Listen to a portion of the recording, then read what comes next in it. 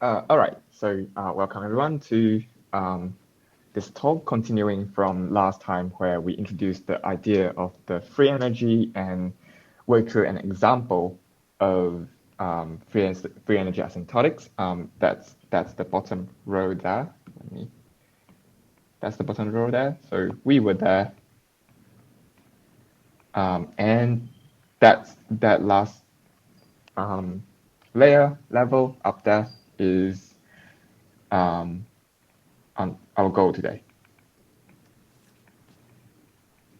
And then, so that's kind of the main, that's the sort of mathematical structure for the free energy asymptotics.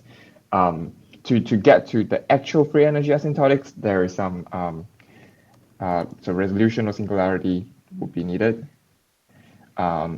plus main formula one, which is another foundational result of singular learning theory that we shall get to eventually.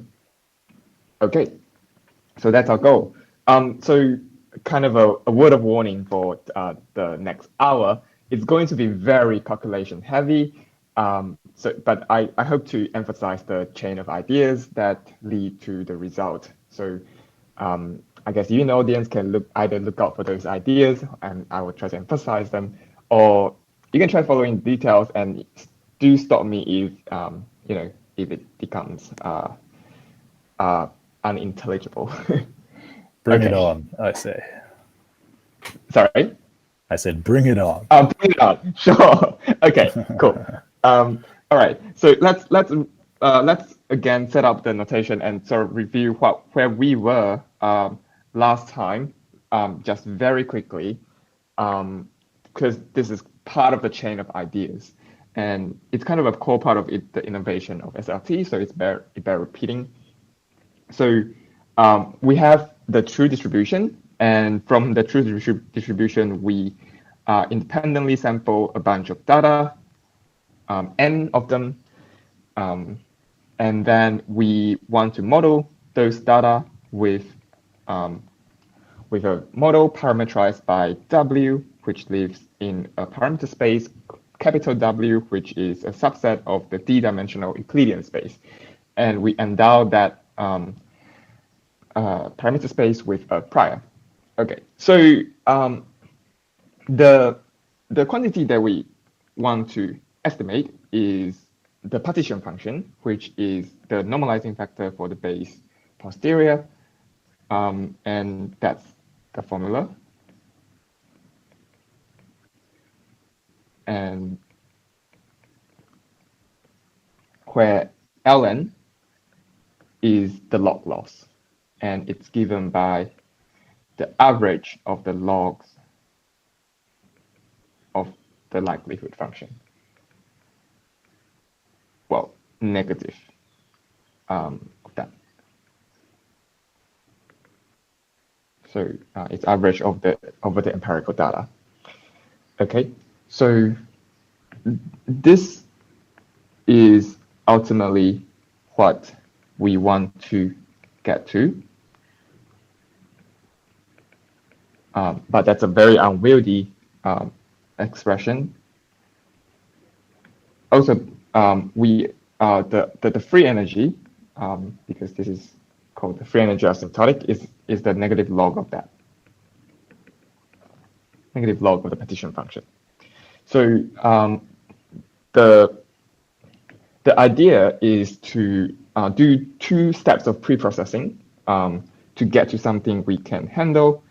The first step is normalization. Normalize, which gives us normalized versions of these quantities where the log loss is normalized by the same quantity at the true distribution. So W naught, so W naught is in called the parameter set of true distribution. So it's where P of X W naught is equal to the truth. if we don't want to assume realizability, it's perfectly okay to replace this with the minima. So W naught is in. I'm going to abuse notation and say that it's in the set of admin of Px. W naught. Okay. Sorry for the. Just to quickly write down. Okay, and after normalization, our partition function becomes, in the realizable case, it becomes this expression, where Kn is, so this is defined as Kn in the realizable case. Okay, as I recently found out, this normalization is also absolutely crucial to do numerical calculation because this part here really brings the range of the order of magnitude of the quantities we want to compute down to manageable level in numerical simulation. Okay, so the second step of pre-processing is, I guess, quenching, invoking a term from glass manufacturing or from statistical physics. It's basically replacing all the random quantity here. So Kn depends on Kn and Ln's, and anything with subscript n's depends on the set of random samples, which means that they themselves are random variables. And quenching just means that replace those random variables with them with the average. And that gives us, so Kn becomes the K function, the log likelihood ratio, average log likelihood ratio function.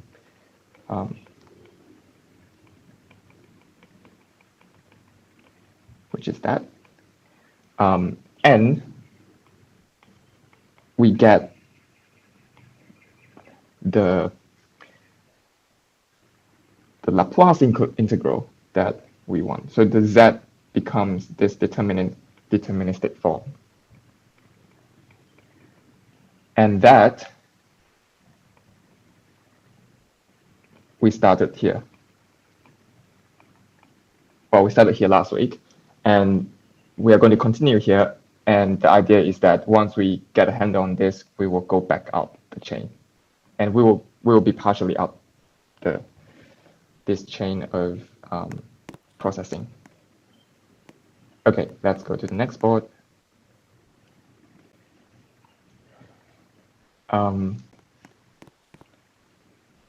The next idea is the co-observation that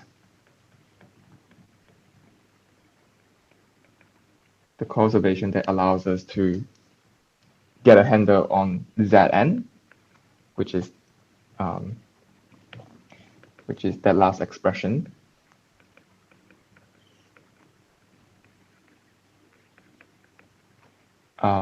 Is to relate it to two other quantities, which are the state density function and the zeta function.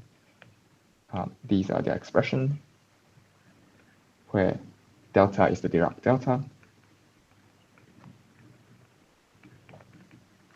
and that's the zeta function.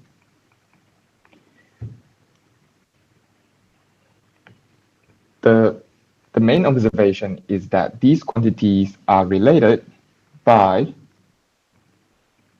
two integral transforms. So the first integral transform relating Z and V is the Laplace transform. So, and going from V to Z, we use the Maling transform, and Z to V, the inverse of the Maling transform.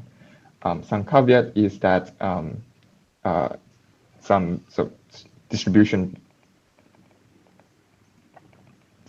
Schwarz distribution theory is suppressed. to make these connection precise, the Dirac delta is a Schwartz distribution. We are not going to talk about that today. We are just going to assume that these are established facts. The idea is that if K of W is normal crossing, the zeta function is easy to evaluate. Last time we evaluate a case where K of x1, x2, just a two-dimensional model, is x1 square, x2 square, with the prior being a constant 1. And today we are going to up the ante and go to level 1 of the ladder. Yeah, I'm going to go to a fresh new board to start the next level. Okay, so level 1, going beyond last week, is we add more variable.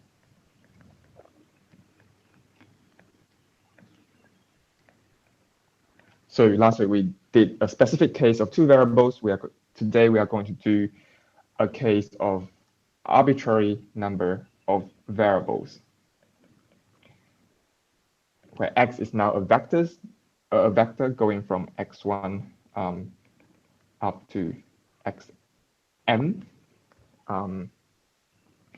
And since our functions are our k function is a positive function, their powers are all even powers. So the k's are all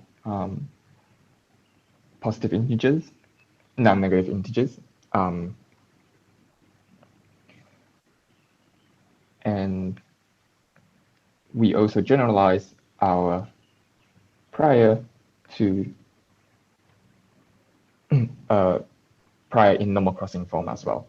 So so x1 h1 multiplied to xm h to m, and we'll usually abbreviate this to x to the 2k using multi-index notation, x to the h. And so I'm going to stick to this notation quite consistently. So x will always means okay,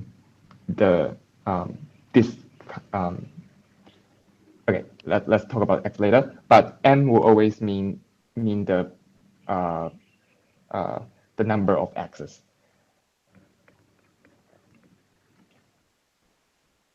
Right. Okay. So let's do let's go through the same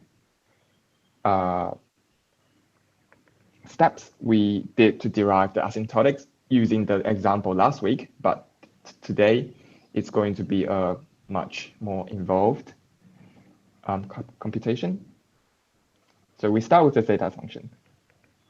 So step 1, evaluate the zeta function. Okay, so zeta of z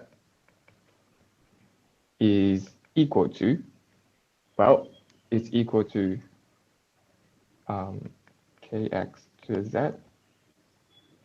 roughly x dx, which is equal to, and apology, I actually wanted to write an a up the front here, where a is a positive constant. I tried to drop that and motivate this later on, but it's just going to make that expositionally unwieldy. So I'm just going to, without justification, add a there, and trust me, it's going to be important later. Okay, so that's become ax to the 2k all to the power of z and x to the h dx. And remembering that these are all integral in the square or in the cubic region, and these integrals all factorize. This becomes the a to the z just comes up the front, so it becomes a to the z, and it just becomes a product of integral indexed by the variables, and they are all 0 to 1 integral xi to the k z plus hi. And those are very easy integral. You integrate them to get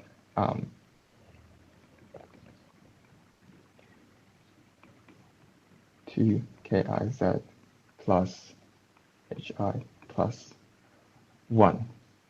Okay, we simplified that, not simplified it, to write it in a suggestive form, which is characteristic of this level. We write that as z plus hi plus 1 over 2ki. So we factorize all the 2k's, 2ki up the front. And the idea is that we want this to be a very simple thing, and it's in fact constant for all I. So these are equal to the same constant, which we call lambda. And that will in fact be our RLCT when we talk about resolution. So all the coordinates are in all the x coordinates, the exponents have this relationship, and that's going to be the meaning of x throughout this talk. Okay, and in that case, we get a simplified expression. So zeta of z is equal to, well, some constant called gamma, which just contain all these 2ki's multiplied together, multiplied by a to the z on z plus lambda to the power of m. Okay, so that's our zeta function. Let's move back to the first part to continue with step 2.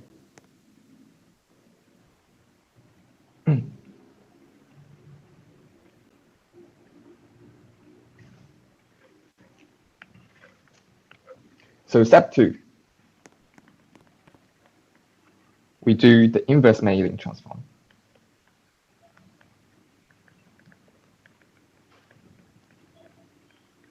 Okay, so just to copy from the previous spot, we want to inverse Mailing transform this function.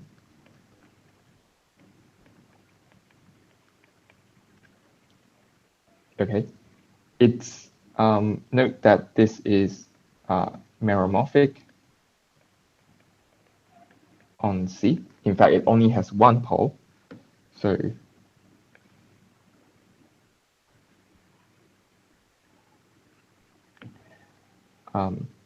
and lambda is a rational number. The pole is at negative lambda, where lambda is a rational number. It's a positive rational number. And that's an nth order pole. So now we know that we want to evaluate the state density function by doing the inverse Mailing transform of zeta. And so I'm going to quickly actually do the Mailing transform, the inverse Mailing transform. And if we write out the formula for inverse Mailing transform, we get this integral. So we want to evaluate this integral on the contour. This is the contour integral on the contour C, where the contour is this contour. So that's the origin 0, and that's C, where C is basically anything. C is greater than negative lambda, so anything there is fine. In fact, I should just put that on the y-axis, on the imaginary axis. But that's the contour that we want to evaluate, and we are going to evaluate this by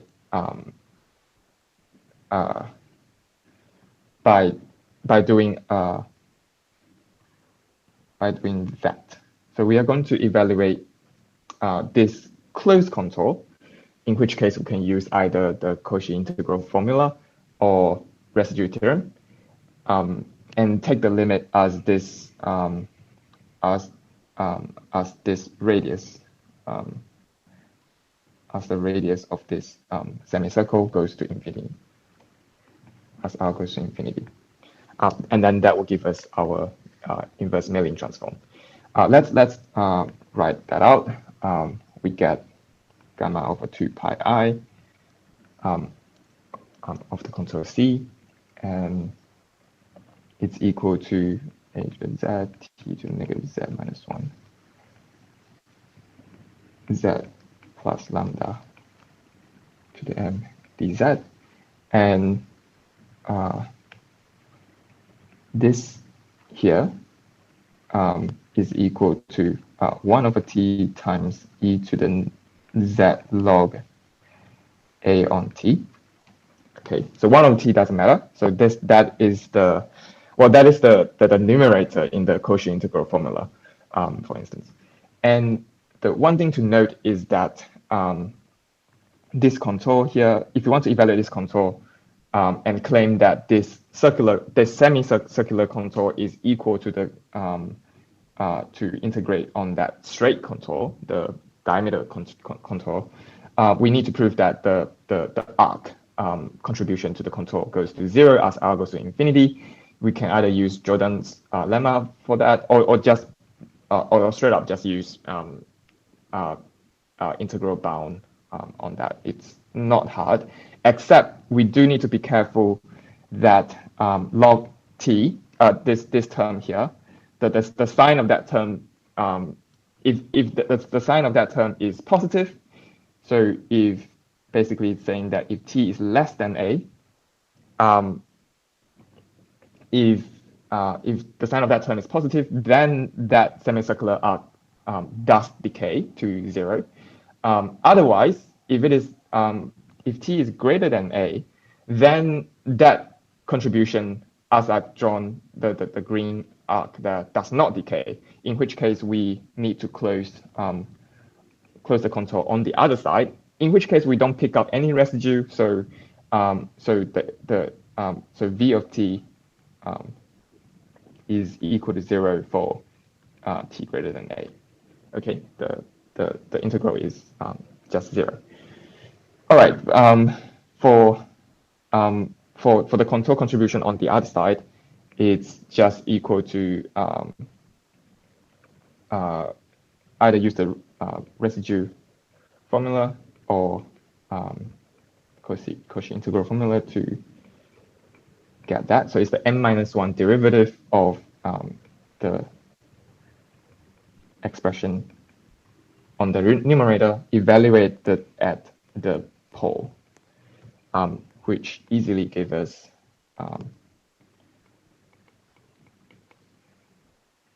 t to the lambda minus 1, a to the lambda, and then because of the n-1 derivative, we get n-1 copy of the logs, and this is only for 0 less than t less than a. Okay, that's our Milling transform. Okay, let's go to the next board. Can I ask a question about the a? So yep, you've assumed a is constant, but I guess eventually it's just a positive function of x, right? So I'm just curious. I hadn't thought through this. The condition where t is greater than a, the density of states is just 0. So you are thinking through the resolution singularity and how that a is going to. So remember that k, our KL divergence is going to be just straight up normal crossing, no factor up the front. Right.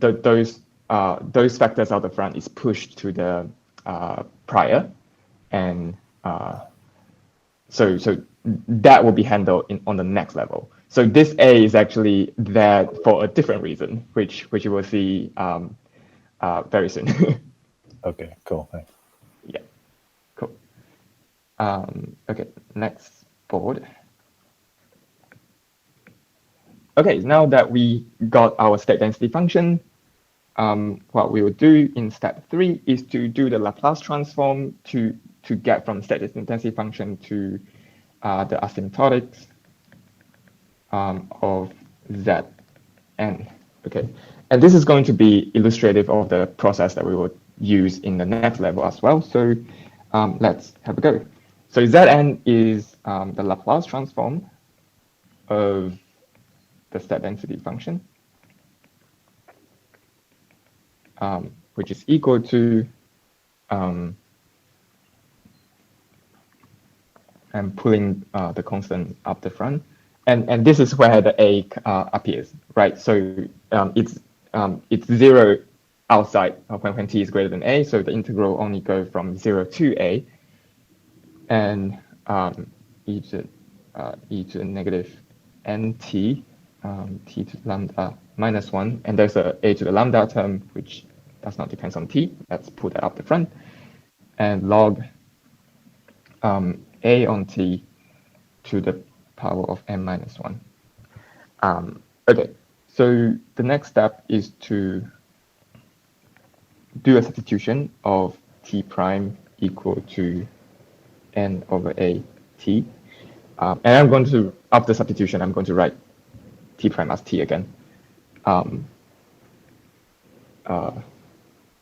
So that becomes, so I'm going to lump all the constant into one single constant called c. And okay, let me write that out. So we get 0 to n. The terminals change from a to n because of the substitution. dt e to the negative at, because t prime t is equal to a on n t. And we get t to the lambda minus 1. Well, the constant there gets, the a constant get pulled into the constant term, and the n to the lambda term get pulled up the front. And then this log term becomes log n over t n minus 1. Okay. All right. So we want the asymptotic of this integral. We are going to do it in a slightly different way from last time, which generalized better. We are going to do this as two inequalities. We are going to prove that Zn is bounded by above and below by some expression involving the n asymptotic expansion that we want, right? So Zn is greater than, okay, what did I do here? Okay, it's greater than, since everything in the integrand this is positive, that is positive because t is greater than 0, and that is positive as well because t is less than n throughout the integration region. So this is certainly greater than if we just shrink the integration region from 0 to 1, to 0 to 1, and yep. So let me write that out. Log n minus log t, n minus 1. And within this 0 to 1 region, log t is a negative value because t is less than 1, and negative log t is a positive value, and therefore this whole thing will be larger. This whole thing will be smaller if we just remove this term, right? So once we remove that term, we can pull log n up the front, and we get the and the integral has no dependence on n anymore, so it just integrates to a constant, and let's lump that into a constant we call c prime. And log n to the n minus 1 get pulled out the front, and n to lambda is still out the front. Okay, so that's the the lower bound. And for the upper bound, we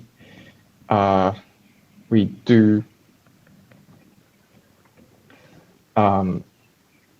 okay. So for the upper bound, we change the integral dependence on the terminal dependence on n to just by integrating it to infinity. The problem is that once t is once t is larger than n, that term becomes negative. So and what depends on the sign of n on the parity of n minus one, that will mess with the sign of our integral a little bit. But no matter, we just slap on absolute value on it, and that will retain.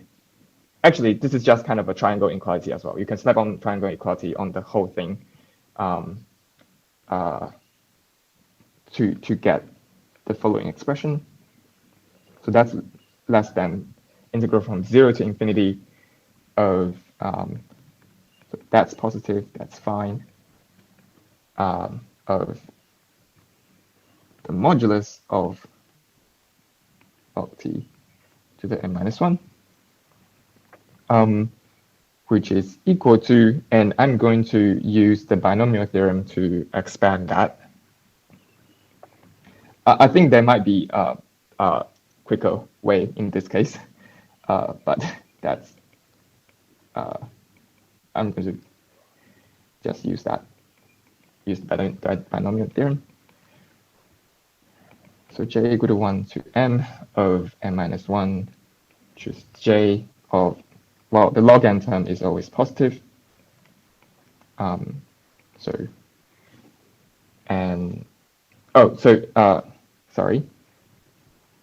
That is not equality. It's an inequality again by just taking the absolute value using triangular equality into the sum of the absolute value of the log t term. Okay, so sorry, that's n minus 1 minus j, and that's, whoops.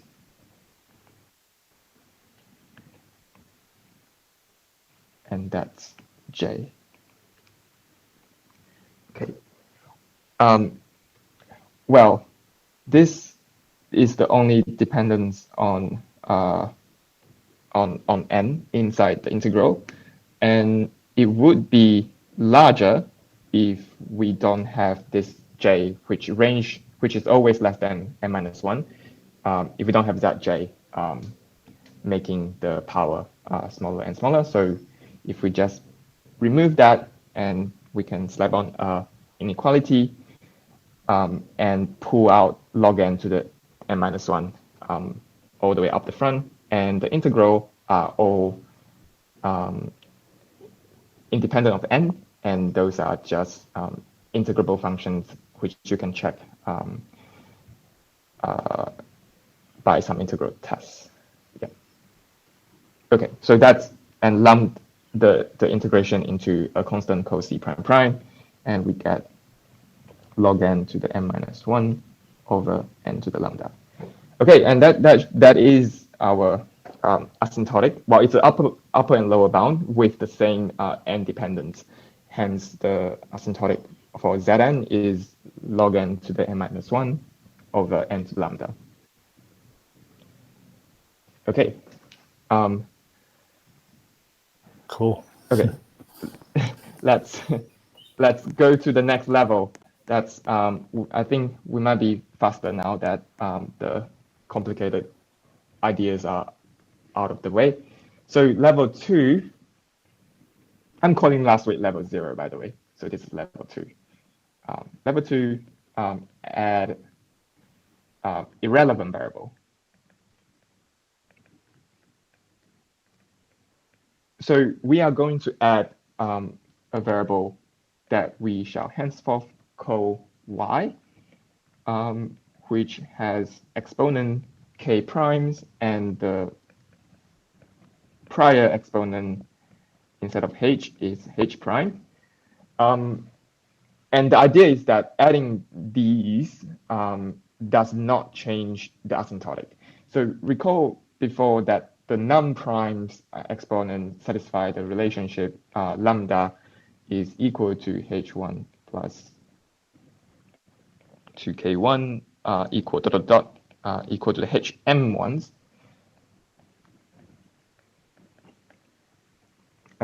Okay, by the way, so xy, I'm going to say that use u equal to hy, and where u is the blow up coordinates, because these are eventually we get this coordinate eventually by blowing up. These live in 0 to 1 to the m, cross with 0 to 1 to the s, and s will henceforth be the dimension of the y coordinates. Did I use x there? That's wrong. That's y to the h prime. Okay. And for the prime coordinates, we shall have lambda is less than the prime ones, the corresponding expression for the prime ones. Okay, I'm just going to use j, where j is equal to 1 up to s. All right, so the theorem that we shall prove in this level is theorem 4.7 in the gray book. And it says that the partition function, the Laplace integral in this case is this integral, well, the dx integral, and then the dy integral over the s number of x's e to the negative n y to the 2 to the k prime, x to the h, y to the h prime.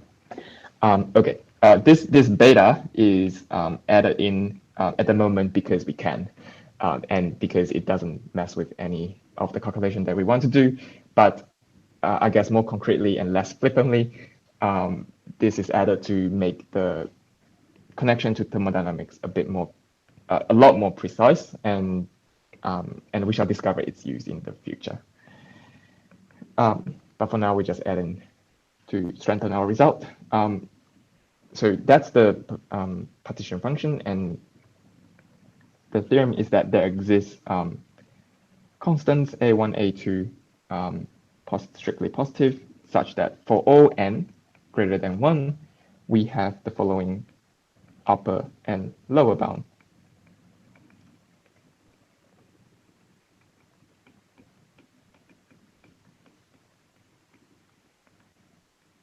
Okay, I probably should name this n dependency. That's okay. Okay, let's go to the next board for the proof, because we do need some huge area for calculation.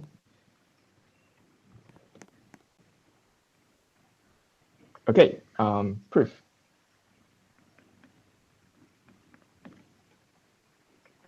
So Zn, that expression there is equal to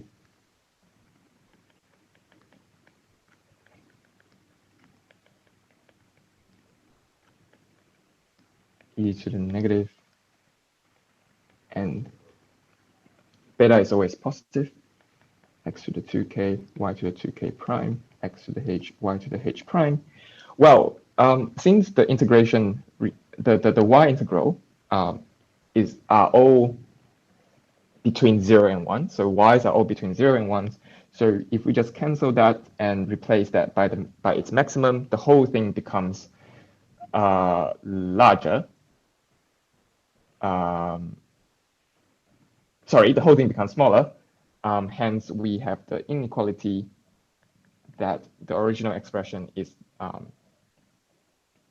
larger than the expression with y in the exponent replaced with 1.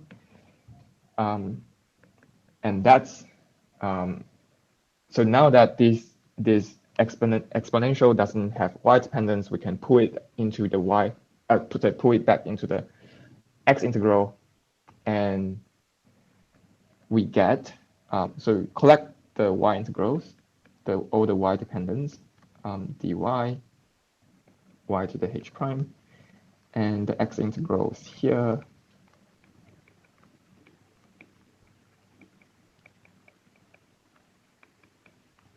And well, that's just a constant. Let's call it A1 prime for now. And this term here is, well, that's the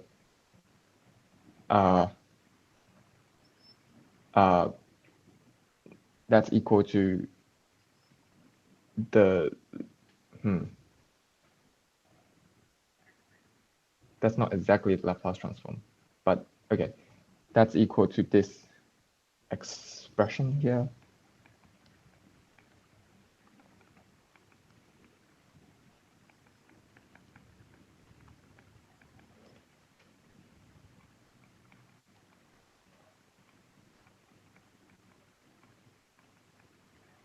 Right.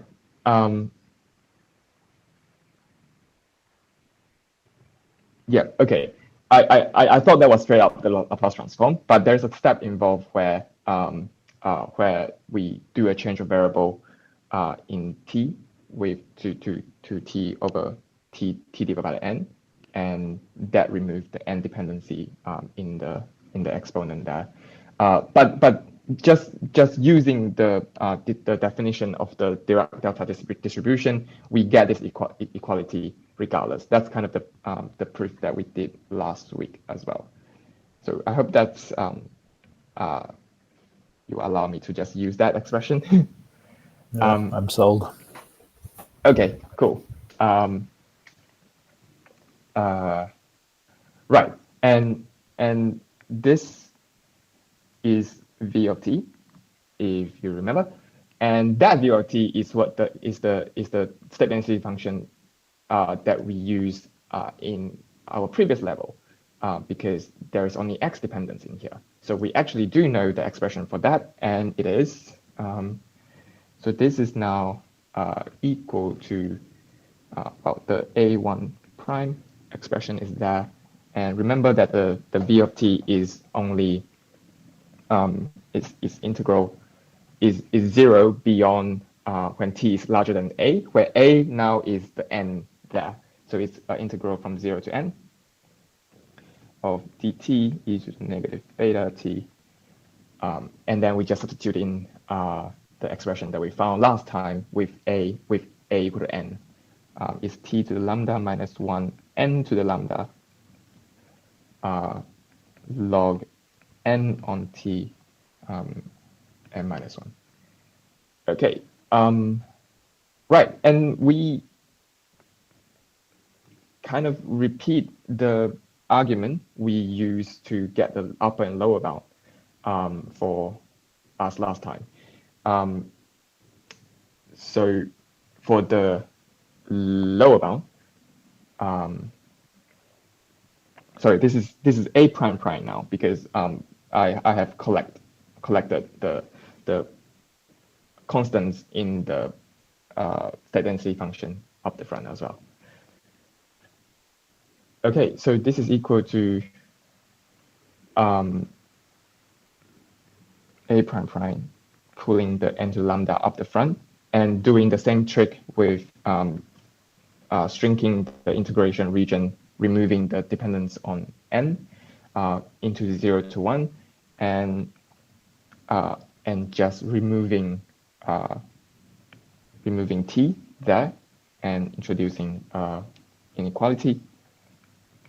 We get e to the beta t to the lambda minus 1, and log n minus 1. So this is just so this is equal to a prime prime, a1 prime prime, integral 0 to 1 dt e to the beta t to the lambda minus 1, multiplied by log n minus 1 n to lambda. That whole thing there we shall call a1, which is the constant that we needed to find in our theorem. Okay, let's move back to the first board and complete the upper bound.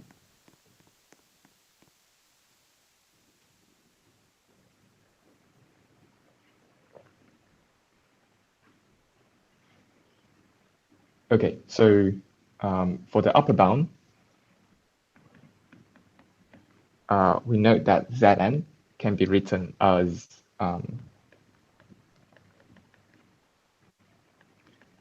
so again, using the Dirac delta trick, again, to make explicit the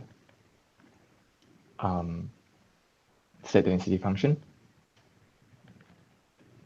So the irrelevant coordinate is collected in the y integral, and the relevant ones, the x ones, are collected in this. So I'm going to highlight this in green.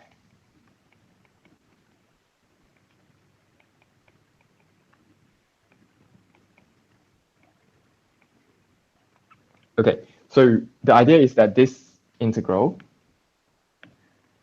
this last x integral, well, it's an x integral, it's not an y integral. So in this integral, y is treated as a constant, and this is treated as our a in our previous level. So that whole thing becomes, so this whole thing is, let me use the same color.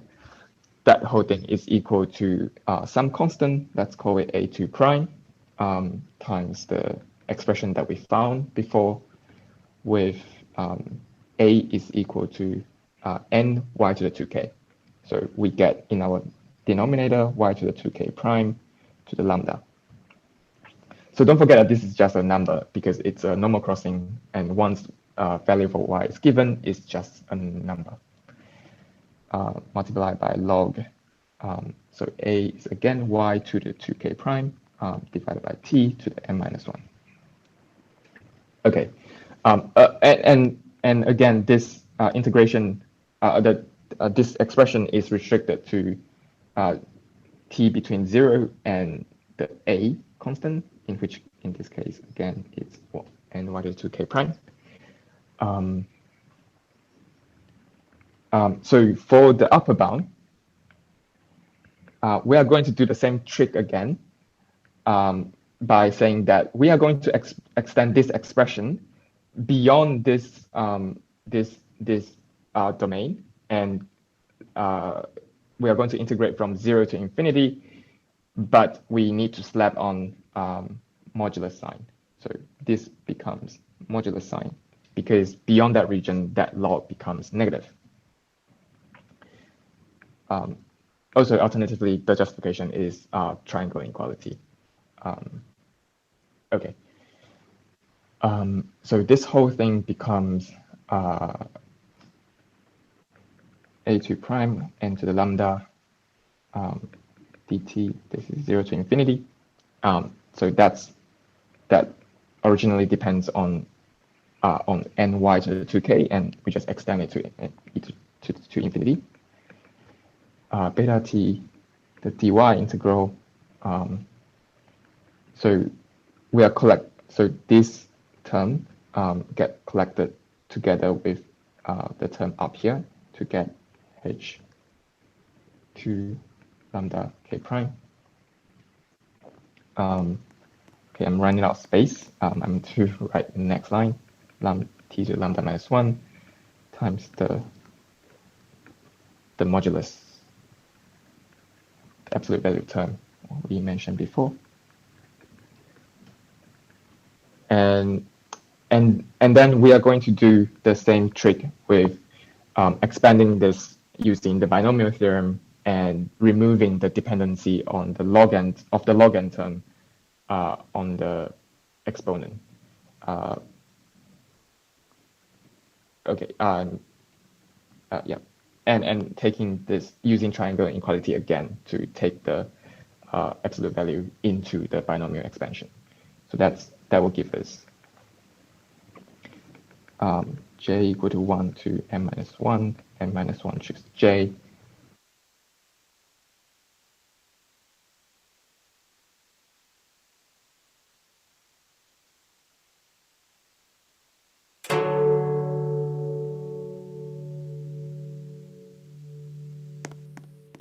Oh.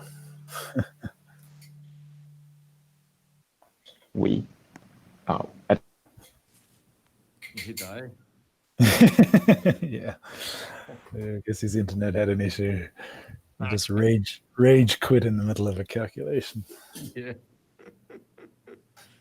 No, this is a nice calculation. I saw a bit of this in the book, but yeah, it's good to see it again, I guess.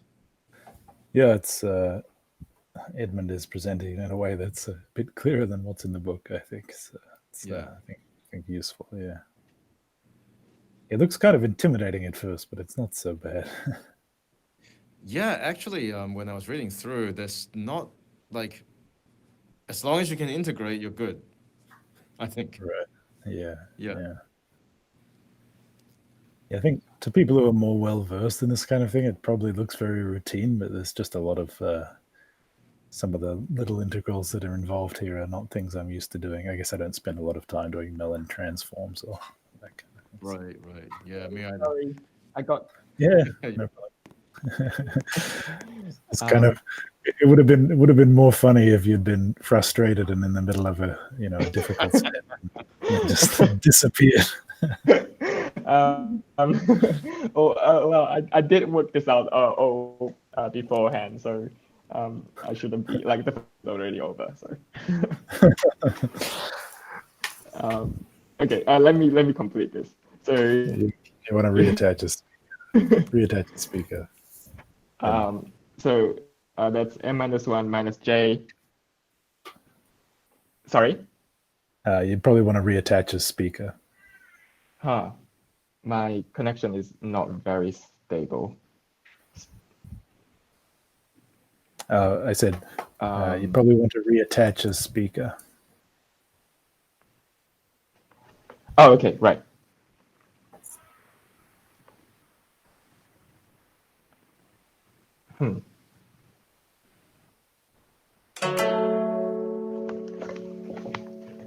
Yep.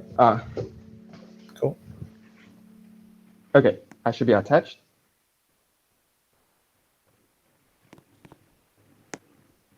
Can people hear me? Yep. Okay, cool. Okay, so cool. I might be lagging, so I will just write.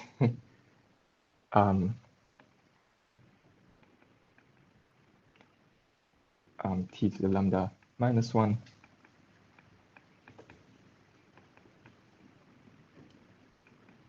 lambda and something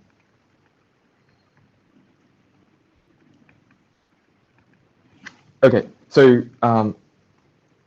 at the cost of an inequality, the j is cancelled here, and then it can be pulled up the front, and this whole thing is integrable, and it is integrable because this y integral is integrable, but that's only because that exponent there for each of the the y variables satisfied to lambda k prime is greater than -1. Otherwise, that's not going to be integrable, and that's precisely the irrelevancy of the y coordinates, and that's that inequality that we have imposed at the beginning, and that gives us the upper bound. So if you collect the whole integral into the constant, we get that, and that's that proves our next level. Okay, so the time is up. There's still another level that I have prepared. Do we want to continue, or do we want to leave that for next time? I think we can continue. Okay, so let me quickly do the next level then. Okay, level. I think we probably don't have level a clear 3. idea. I guess your audio is a bit Sorry. delayed. I think we don't have a clear idea what we want to do in the working session anyway, right? So we might as well just keep rolling with whatever you have to present. And then... Okay, right. Let me actually physically move to a place where I know my Wi-Fi is probably better. Okay, let's see if this place is better. All right, level 3. So what we're going to do next is to actually actually go back up the quenching and normalization chain. So instead of keep saying the Laplace integral, that's not how you spell that. We are going to say that we are going to look for the asymptotic formula for the partition function, but in standard form. So in normal crossing form, basically. So this is one step below actually using resolution of singularity to obtain the standard form. Okay, so as a definition, we have. I'm going to define what the standard form of partition function is. So we have our. Let me actually use u here.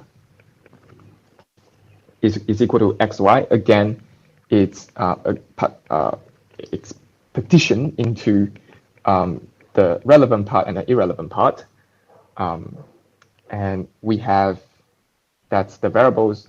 We have two other function, which one is c and one is phi, and those are both differentiable function.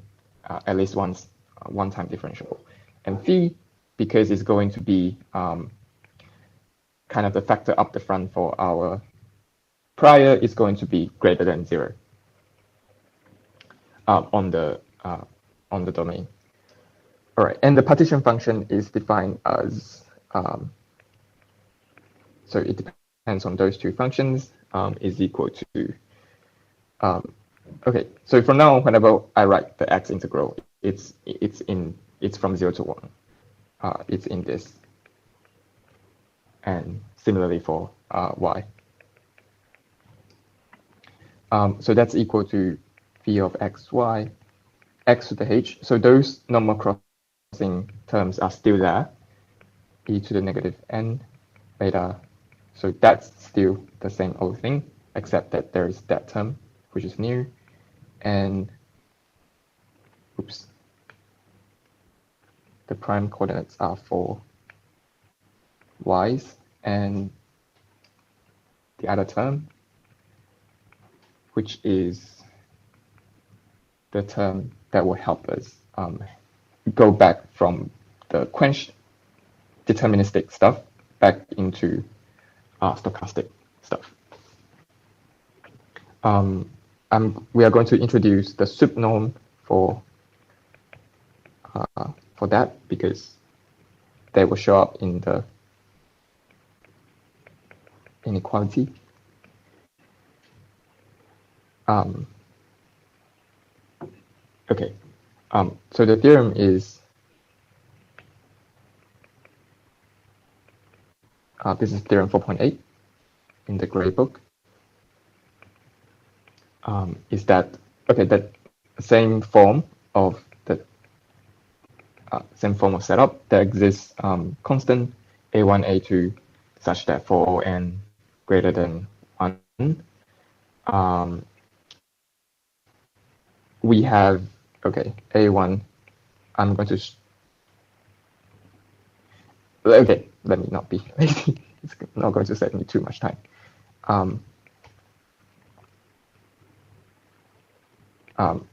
But modified by some constants.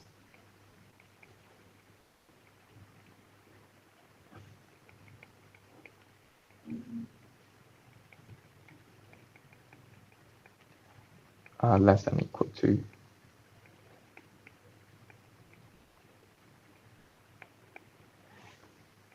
a2, same thing, e to positive half beta, and the subnorm of that as well. Okay. Okay. All right. Let's okay, let's go to the next board, and it's the last chunk of calculation. Okay, proof.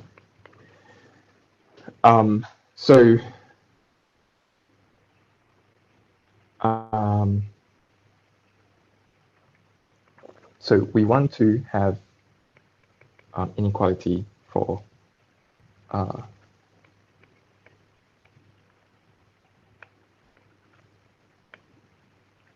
this expression.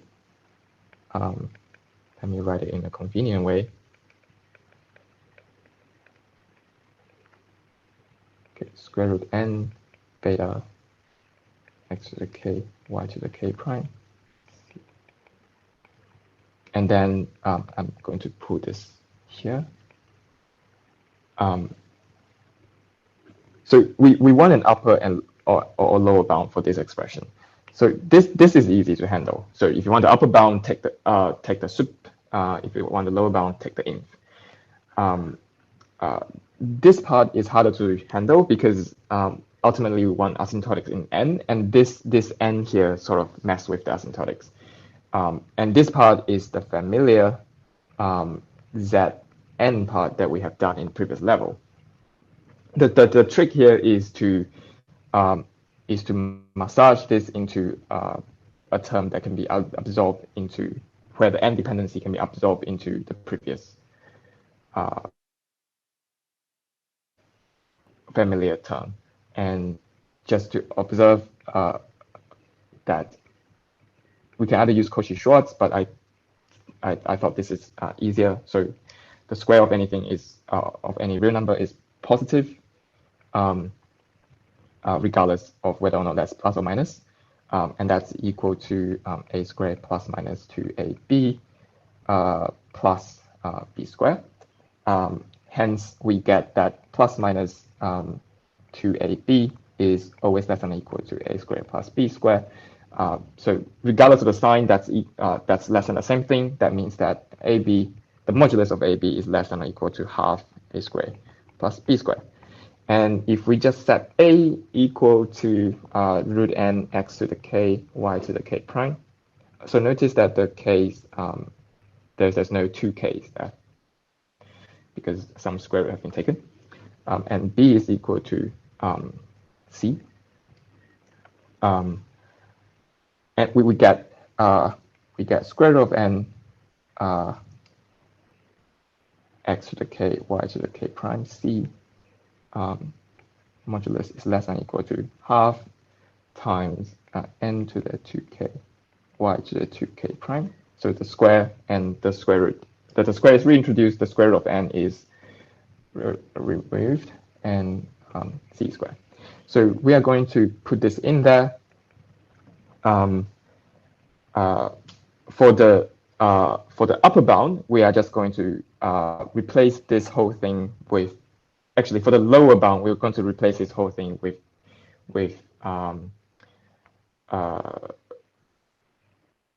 negative the modulus, and then replace it with the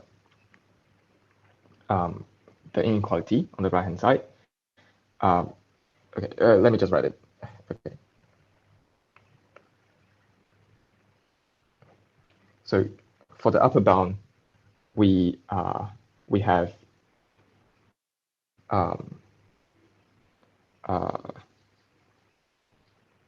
this is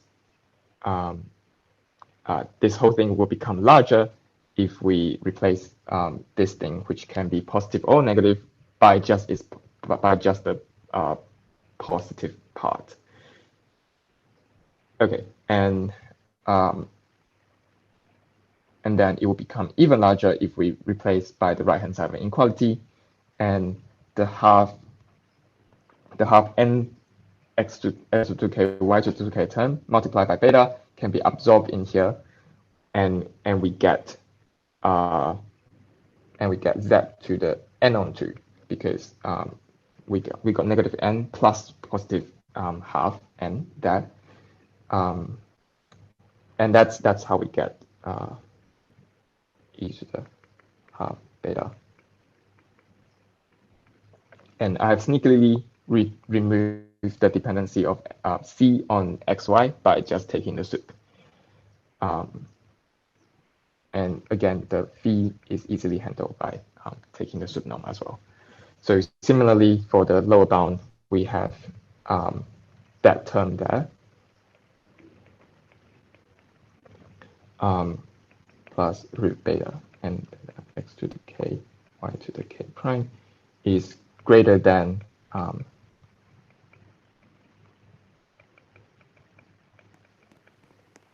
minus the modulus there, which is greater than, if we replace it by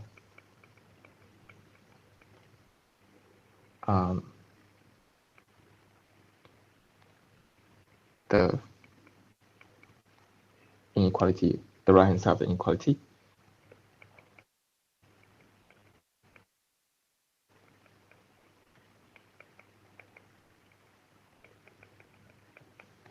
So that thing becomes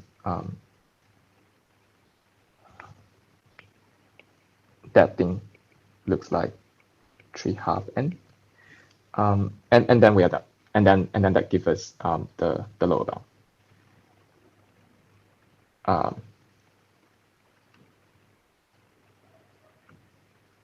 Okay, let me just write out. So we get 3/2 n e to the negative beta on 2 mod c squared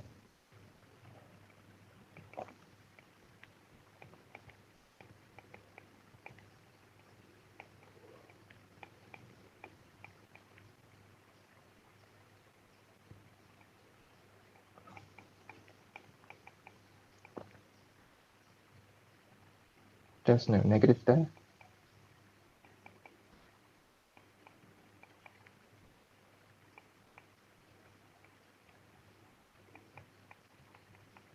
Okay, and the log n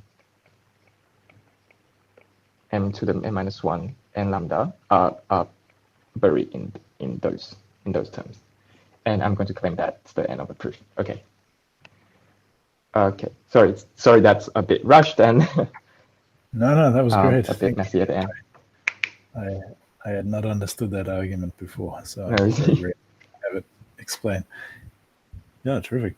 Let me just go back and look at the statement theorem and see if I. So those. Okay, so A1 and A2 just come from the original expression for the Z, right? Yeah. Okay. Actually, let me. I actually did write this all out. Let me just actually write it out then on the next board. Okay. So we get Z. What is this? 3/2 and e to the negative half beta c squared. The minimum of phi less than or equal to z and c phi less than or equal to z. This is the half n instead, e to the half beta squared. Okay, so this thing is greater than. So we want a lower bound for that once more. Is the 1 prime. So there is a constant before in our previous level, and substitute n by 3/2 n lambda, which is greater than or equal to. Well, you can the 3/2 to the lambda is absorbed into a constant, and this thing is suddenly becomes smaller if 3/2 get replaced by 1, right? So that's A1, and that gives us the same, the asymptotic that we want. And similarly, this thing is smaller, again, by previous argument of some constant multiplied by replacing n by a half n, n to the lambda, well, a half n to the lambda. So again, the half to the lambda is absorbed into a constant, and this thing is certainly, we can certainly make this the log term bigger if the half is replaced by 1. So that's log n to n minus 1 and n to the lambda. Cool. And that's the actual end of the proof. Cool. Oh, that's great. Thanks. I have a note here saying that notice that these are not asymptotic. I mean, you can just take n to be huge enough to be asymptotic, but this works for any n greater than 1. And the constant up the front here is actually quite tractable.